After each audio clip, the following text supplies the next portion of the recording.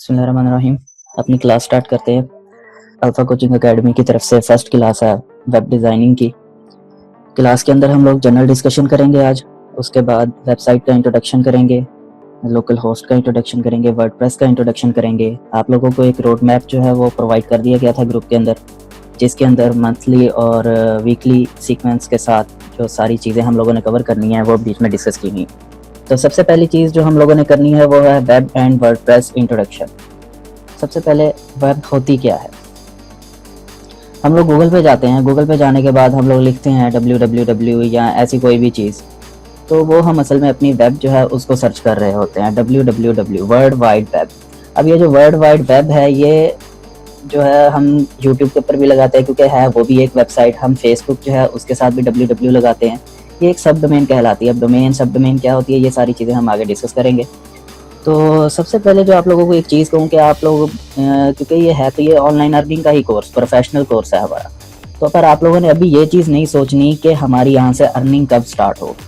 Earning सबकी start होगी, पर ये चीज़ आप लोगों ने अपने दिमाग से निकाल के काम करना है कि मतलब अब पैशन बना के आप लोगों ने इसको काम करना है। तो एक जैसे दुकान किसी ने खोली होती है तो मजबूरी नहीं बना लेनी कि हम लोग अगर जाएंगे दुकान खोलेंगे फिर ही हम लोगों ने काम करना है। आप लोगों को शौक होना चाहिए, जुनून होना चाहिए काम करने का। तो उसी सूरत पे हम लोग अपना जो वर्क है वो अच्छे तरीके से कर सकेंगे। उसके बाद अगर वेबसाइट के इंट्रोडक्शन की बात करूं तो वेबसाइट की हमारे पास दो कैटेगरीज होती हैं। सबसे पहली जो कैटेगरी होती है वो होती है स्टैटिक वेबसाइट और दूसरी कैटेगरी होती है डायनामिक वेबसाइट। अब स्टैटिक और डायनामिक में फ़र्क क्या है। अब यहाँ पे आप लोगों के सामने एकेडमी की वेबसाइट ओपन है, तो इस तरह की जो वेबसाइट होती है इस वेबसाइट को हम कहते हैं स्टैटिक वेबसाइट। अब ज़रूरी नहीं कि ये एकेडमी ही की वेबसाइट हो, कि कोई भी वेबसाइट होती है। आप गूगल के ऊपर कुछ भी सर्च करते हैं तो वो जो वेबसाइट्स हमारे पास ओपन होती हैं वो 90% तक जो स्टैटिक वेबसाइट्स होती हैं, स्टैटिक। और दूसरी जो कैटेगरी हमारे पास आती है वो आती है डायनामिक वेबसाइट, जैसे ये इस वक्त है हमारे पास। तो इस डायनामिक वेबसाइट में और स्टैटिक वेबसाइट में फ़र्क क्या है कि अगर आप लोग गौर करें, फेसबुक मैंने इस वक्त खोली हुई है तो मेरे पास यहाँ पे कुछ नोटिफिकेशन शो हो रहे हैं। जैसे ही कोई बंदा इसके ऊपर रिस्पॉन्स करेगा मुझे या कुछ भी करेगा तो मेरे पास नोटिफिकेशन शो हो जाएंगे। या ऐसा कह सकते हैं कि ये वेबसाइट हर वक्त जो है डाटा स्कैन करती रहती है और वर्किंग कंडीशन में रहती है। तो जैसे ही किसी का कोई भी चेंज आता है, कुछ भी होता है, तो मेरे पास नोटिफिकेशन आ जाता है। नोटिफिकेशन आ जाए या कोई भी ऑटो रिस्पॉन्स हो जाए, ये सारी चीज़ें होती हैं, ये डायनामिक कहलाती है, इन मोशन। दूसरी तरफ अगर हम इस एकेडमी की वेबसाइट की बात करूं तो एकेडमी की इस वेबसाइट के अंदर ऐसा कोई भी नोटिफिकेशन वगैरह आपको नहीं मिलेगा। अगर आप कोई पेज ओपन करते हैं तो उसके ऊपर एक स्टैटिक डाटा आपको मिलेगा जो हर वक्त एक जैसा ही रहेगा, चेंज नहीं होगा। जो चेंज नहीं होता हम उसे कहते हैं ये हमारी स्टैटिक वेबसाइट है। और जिसके ऊपर टाइम के साथ साथ बेशक एक सेकंड के अंदर ही कोई ना कोई चेंज आ जाए, उन साइट्स को हम कहते हैं ये हमारे पास डायनामिक साइट्स हैं। तो साइट की जो दो कैटेगरीज हैं उनमें यही दो साइट्स आती हैं, एक स्टैटिक और दूसरी डायनामिक। अब इन दोनों के अंदर जो भी काम हमारा होता है वो सारे का सारा होता है कोडिंग से। कोडिंग से कैसे? HTML लैंग्वेज होती है, C++ होती है, जावा होती है, ये सारी कंप्यूटर की लैंग्वेजेस हैं। अब आप लोग ये मत सोचिएगा कि हम लोगों को भी कोडिंग करनी पड़ेगी। हम लोग इस कोडिंग वाले काम से साइड पे हैं। हम लोगों ने कोडिंग के साथ काम नहीं करना।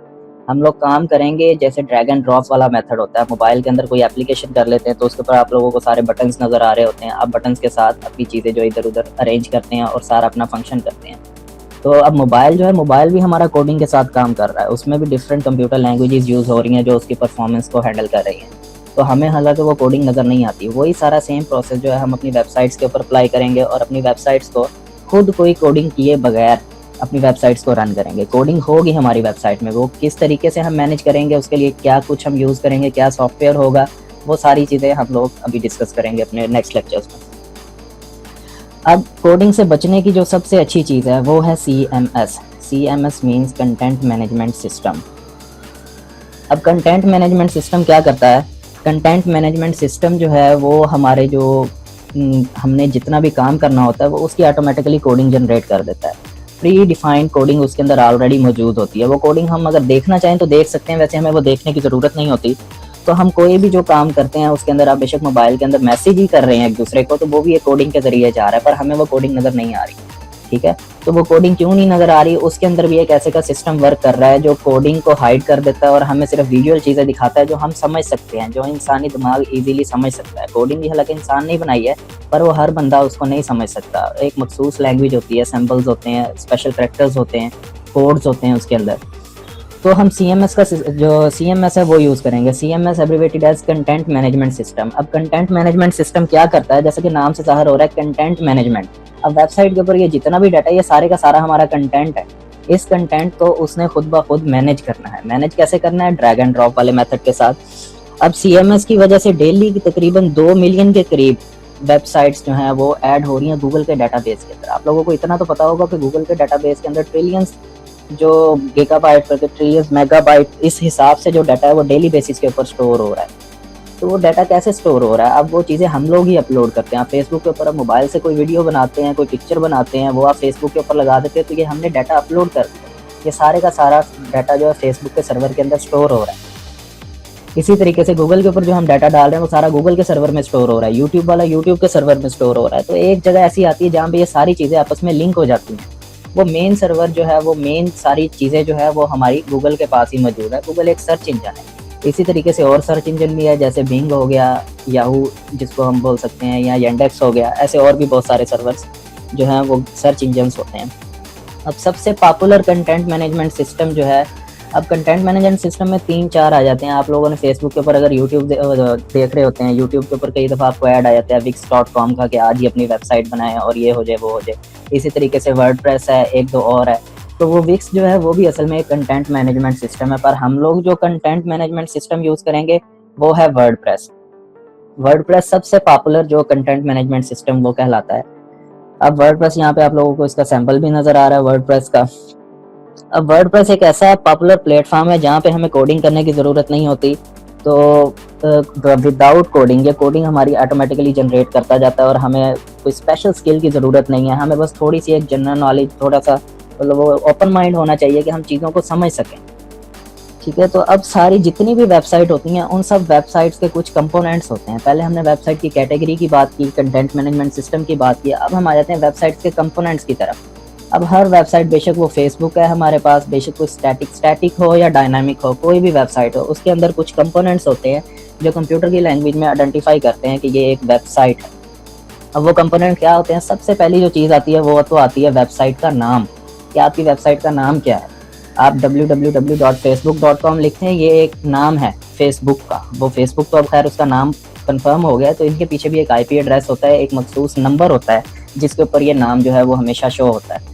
तो अब यहाँ पे एकेडमी की वेबसाइट में इस वेबसाइट का भी एक नाम है alphacoaching.org।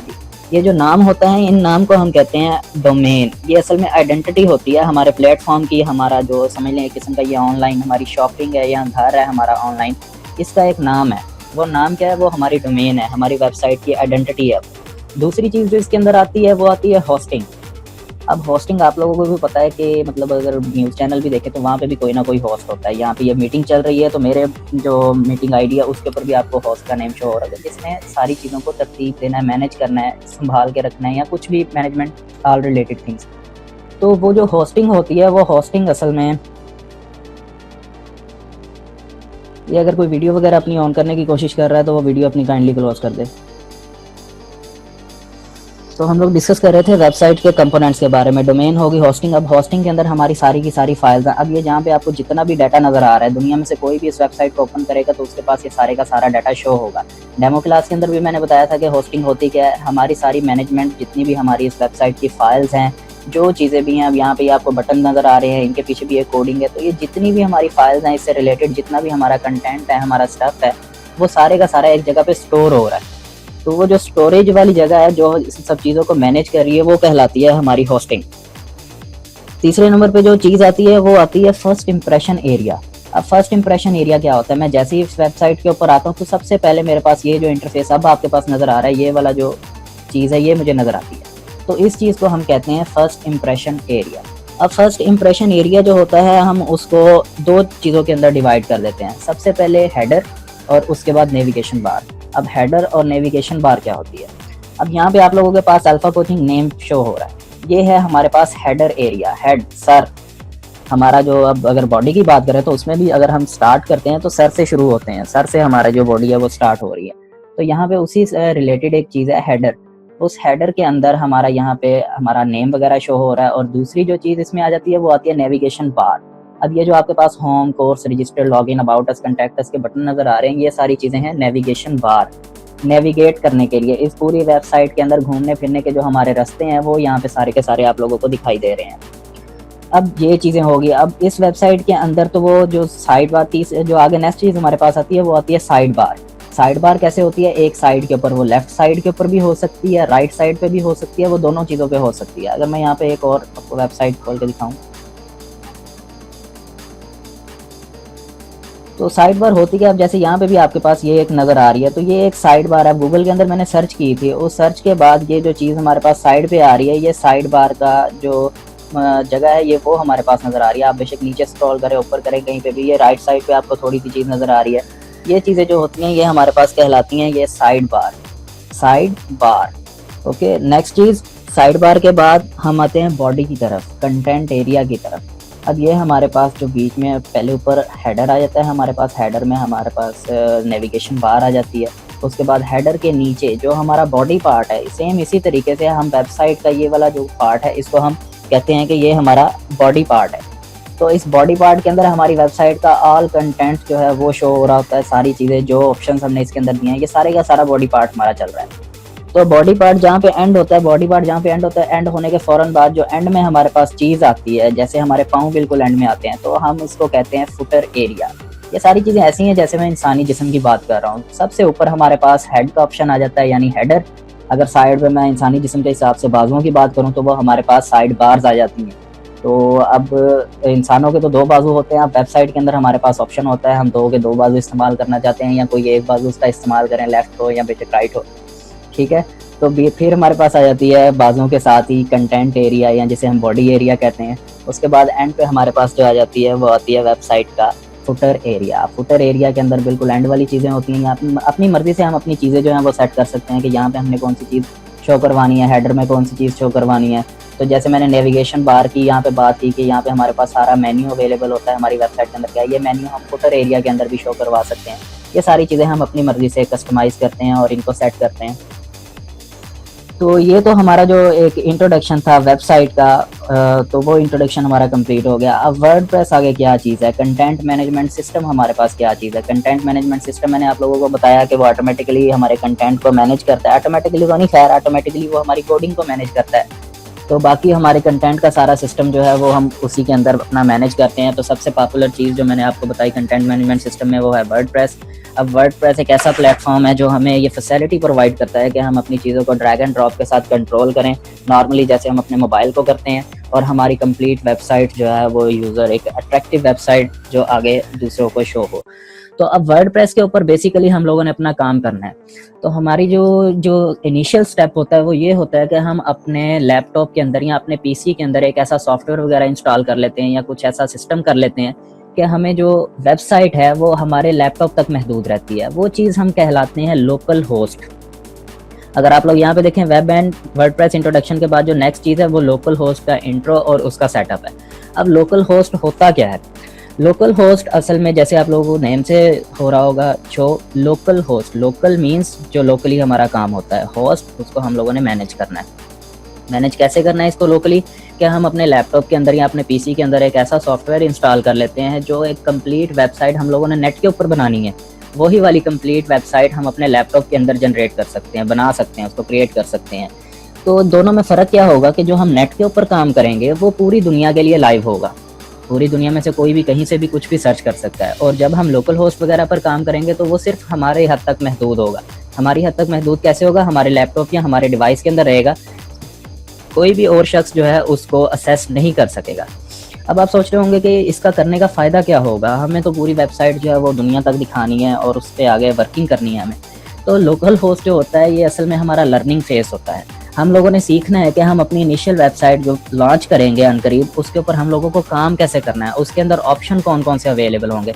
जस्ट प्रैक्टिस के लिए जो है हम लोकल होस्ट का यूज़ करते हैं ताकि हमें पता चल जाए हमारी वेबसाइट के अंदर चीज़ें क्या क्या हैं, हम उनको किस तरीके से इस्तेमाल करते हैं। अब आप लोग भी डिफरेंट फील्ड से हैं, ऑलमोस्ट आप लोगों में से ज़्यादा स्टूडेंट्स हैं। कोई इंजीनियर है, किसी की इंजीनियर डिग्री कंप्लीट हो गई है, कोई बीच में मेडिकल का है, कोई जॉबियन है आप लोगों में। मैं खुद बीच में फिजिक्स का बंदा हूँ और मैं इस कंप्यूटर की फील्ड के अंदर घुसा हुआ हूँ। तो ऐसे हमारी फील्ड सबकी डिफरेंट है, पर ये जो हम काम कर रहे हैं इस वक्त वेब डिज़ाइनिंग का, ये हमारी स्किल है। तो बंदे के पास कोई ना कोई स्किल लाजमी होनी चाहिए। आजकल की डिमांड है, आप बेशक जॉब्स वगैरह भी कर ले या कुछ भी कर ले, जब तक आप लोगों के पास पार्ट टाइम बिजनेस नहीं है आपको सक्सेसफुल नहीं कहा जाएगा। तो ये जो हम अपना काम कर रहे हैं ये as a part time business कर रहे हैं, पर कुछ लोग ऐसे हैं जो इसको पार्ट टाइम बिजनेस की बजाय फुल टाइम बिजनेस कंसिडर करते हैं। वो कोई और काम नहीं करते, उन्होंने इसी के ऊपर जस्ट फोकस किया, अपना पैशन बनाया। पैशन बनाने के बाद आज वो इसके अंदर इतने सेट हैं कि उन्हें कोई और काम करने की ज़रूरत ही नहीं पड़ती। इसीलिए मैंने स्टार्ट में कहा कि हम लोग इस काम को अपना पैशन बनाएंगे, अपनी मजबूरी या मतलब बस ये समझ के नहीं करेंगे कि हमें पैसे कमाने हैं। आप लोगों ने बस इस काम को अपना पैशन बनाना है। जब आपको जुनून होगा काम करने का, आप चीज़ें सीखेंगे, आप लोग आगे बढ़ने की कोशिश करेंगे। तो इंटरनेट के ऊपर डेली बेसिस पे डाटा जो है वो अपडेट होता है, हमें वक्त के साथ साथ खुद को बदलना पड़ता है। तो अगर आप लोग सोचेंगे कि आज हम लोगों ने जो काम कर लिया है, महीने, 1.5 महीने, 2 महीने बाद भी यही काम होगा, तो ऐसा कुछ नहीं होने वाला। आप लोगों को खुद को वक्त के साथ साथ अपडेट रखना पड़ेगा। तो अपडेट ऐसे नहीं रखना मतलब आज आप लोग काम कर रहे हो तो आपको महीने बाद कम्प्लीटली उससे चेंज करना पड़ेगा। अपडेट का मतलब होता है इम्प्रूवमेंट।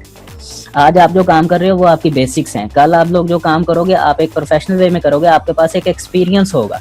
तो वो जो एक्सपीरियंस है वो हमने लोकल होस्ट के जरिए लेना है। हमें पता हो कि हम अपनी वेबसाइट को कैसे मैनेज करना है। अब आप न्यू वेबसाइट गूगल पे बना तो लेते हैं, बनाने के बाद आप उसके अंदर काम करते हैं, आप लोगों को चीज़ें नहीं समझ आती, कोई मिस्टेक हो जाती है, तो वो पूरी दुनिया आपकी वेबसाइट को देख रही है। वो दुनिया में कोई और देखे ना देखे, गूगल तो देख रहा है ना, जैसे कहते हैं शबीर तो देख रहा है, तो वो गूगल शबीर है।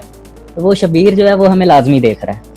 अब ये जो गूगल बाबा है ये क्या करता है कि हमारे सारे डाटा को ट्रेस कर रहा होता है। हम अपनी वेबसाइट के अंदर कोई भी काम करें, हमारी प्राइवेसी का ख्याल तो वो करता है, पर उसके साथ साथ जो काम हम इसके अंदर कर रहे हैं, जो चीज़ें हम चेंज कर रहे हैं, वो इन सारी चीज़ों को भी साथ साथ देख रहा है। तो जब हम एक अनप्रोफेशनल वे के अंदर काम करते हैं तो वो ट्रेस कर लेता है कि ये बंदा प्रोफेशनल नहीं है। और गूगल की हमेशा से यही कोशिश रही है, या ये कह लें कि गूगल का विजन है, गूगल का मोटो है कि मैंने अपने यूज़र्स को जो सर्च कर रहे हैं, मेरे आपके जैसे स्टूडेंट्स, उन लोगों को एक अच्छा डाटा प्रोवाइड करना है और कोशिश करनी है कि मैं कम्प्लीटली उन लोगों की हेल्प कर सकूँ।